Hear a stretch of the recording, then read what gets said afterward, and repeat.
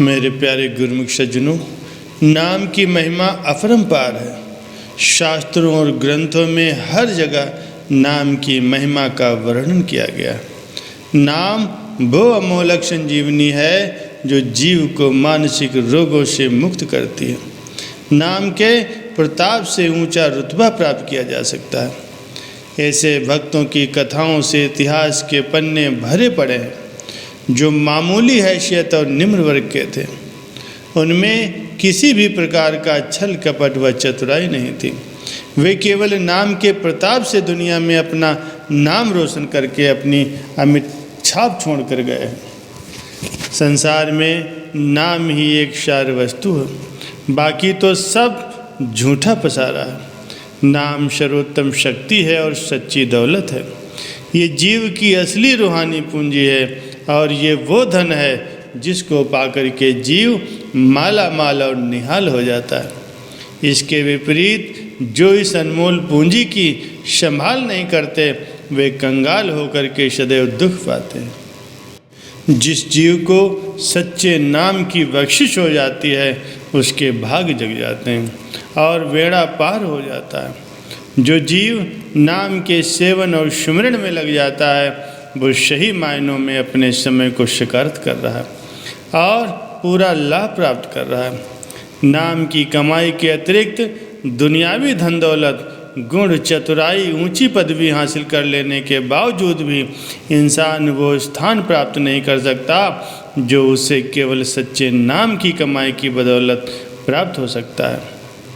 गुरबाणी में वर्णन आया है, राम सिमर राम सिमर राम सिमर भाई, राम नाम सिमरन बिन बूढ़ते अधिकाई। परम संत श्री कबीर साहब जी फरमाते हैं कि हे भाई, तू केवल प्रभु के सच्चे नाम की कमाई कर, क्योंकि प्रभु के नाम के सिमरन के बिना बड़े बड़े ओहदे वाले भी संसार सागर में डूब गए। जिनके दिल में मालिक के सच्चे नाम की याद रहती है वास्तव में वे ही सयाने और बुद्धिमान कहलाने योग्य। नाम की महिमा अतुलनीय व अवर्णनीय है। इसके मुकाबले में दुनिया की कीमती से कीमती वस्तुएं भी तुच्छ है। मनुष्य कितना भी गुणवान, चतुर, शयाना, अक्लमंद, धनवान, बलवान, रूपवान क्यों न हो, लेकिन अगर उसके पास नाम की संपदा नहीं है तो बाकी सब गुण भी निरर्थक हैं। जो नाम की कमाई से वंचित रहते हैं उनके जीवन का प्रयोजन अधूरा रह जाता है। वे अपने बहुमूल्य समय का सदुपयोग नहीं कर पाते और वास्तविक लाभ से वंचित रह करके घाटे में चले जाते हैं। नाम और भक्ति की कमाई ही जीवन की असली और सच्ची कमाई है।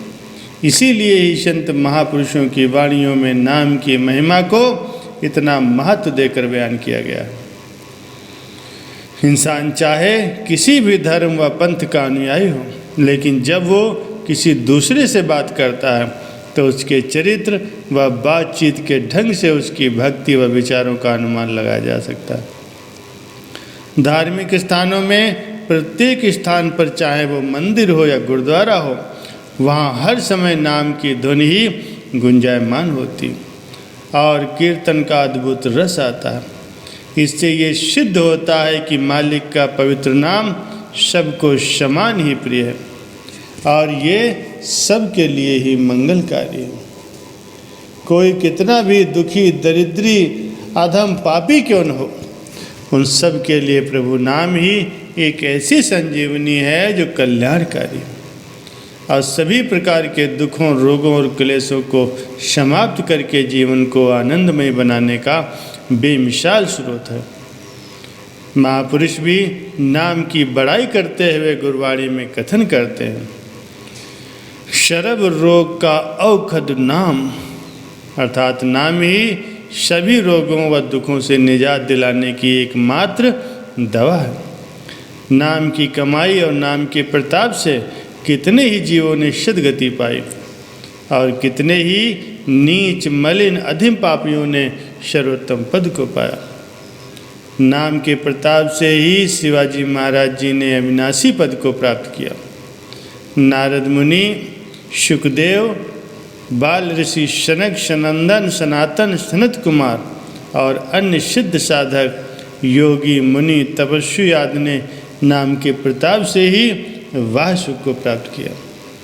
भक्त ध्रुव को अपनी सौतेली माँ के कटु वचन सुन करके मन में जब क्षोभ उत्पन्न हुआ तो उसने संत शरण में जाकर के नाम का आश्रय लिया और नाम के प्रताप से ही वह अविचल सुख और स्थान को प्राप्त किया, जो संसार में आज सबसे ऊंचा और अचल धाम माना जाता है। भक्त ध्रुव की कथा इस प्रकार से है। भक्त ध्रुव राजा उत्तानपाद का बेटा था। राजा उत्तानपाद की 2 रानियां थीं। एक का नाम था सुनीति और दूसरे का नाम था सुरुचि।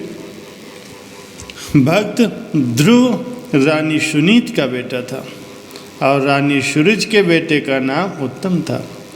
राजा उत्तानपाद का झुकाव छोटी रानी सुरुच की ओर अधिक था। एक दिन ध्रुव बाहर से खेल करके महल में आया और आकर के अपने पिता की गोद में बैठ गया। उसी समय राजकुमार उत्तम की माँ रानी सुरुचि उत्तम को लेकर के वहाँ पहुँची।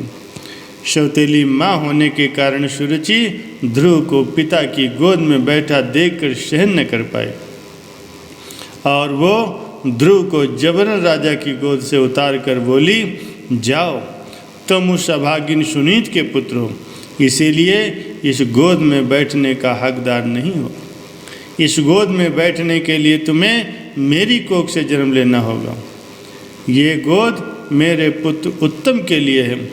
तुम्हारा इस गोद और राज सिंहासन पर कोई अधिकार नहीं है, इसीलिए तुम यहाँ से चले जाओ।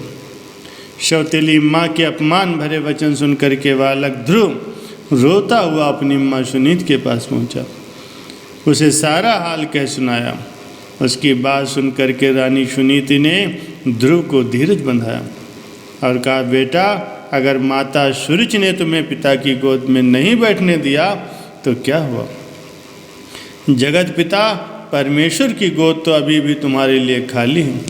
तुम जा कर के उनकी गोद में आश्रय लो। ध्रुव ने पूछा, माँ, ये जगत पिता कौन है? तब माँ ने बड़े प्यार से उसे समझाते हुए कहा, ये संसारी माता और पिता का नाता तो झूठा और अस्थायी और उनसे प्राप्त होने वाला सुख भी झूठा व अस्थायी है। वास्तव में प्रभु परमात्मा ही सबके परम हितैषी व सच्चे पिता हैं। वे अथाह शक्तियों के स्वामी हैं। उनके पलक झपकने मात्र से ही सृष्टि की काया पलट हो जाती।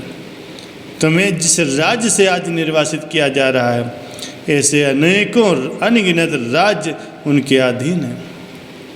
तुम जाकर के उन्हें रिझाकर उनकी गोद का आश्रय लो। बालक ध्रुव ने माँ से पूछा कि वे सच्चे परम हितैषी पिता मुझे कहाँ और कैसे मिलेंगे?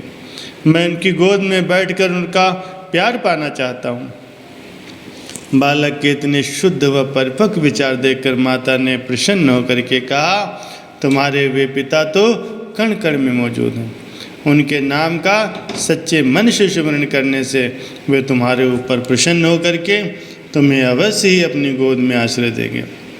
बालक ध्रुव माँ के मुख से ये वचन सुन करके परमात्मा की खोज में घर से निकल पड़ा।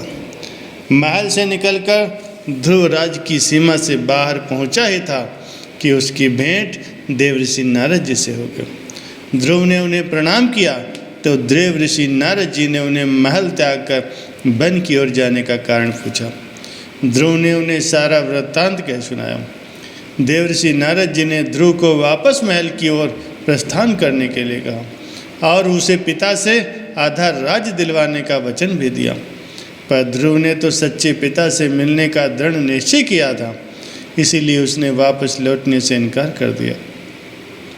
देवऋषि नारद जी ने उसकी सच्ची लगन व दृढ़ निष्ठा को देखकर उसे नाम उपदेश देकर उस मंत्र का जाप करने को कहा।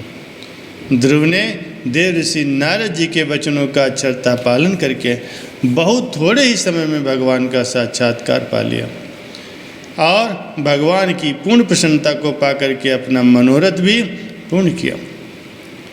भगवान ने ध्रुव को न केवल उसका राज्य दिया, अपितु उसे ऐसा ऊंचा और अचल स्थान प्रदान किया जो ऋषियों मुनियों को भी दुर्लभ है। इसी प्रकार भक्त शिरोमण हनुमान जी ने भी राम नाम को अपने हृदय में बसा करके भगवान श्री रामचंद्र जी की प्रसन्नता पा करके उन्हें अपने वश में कर लिया था।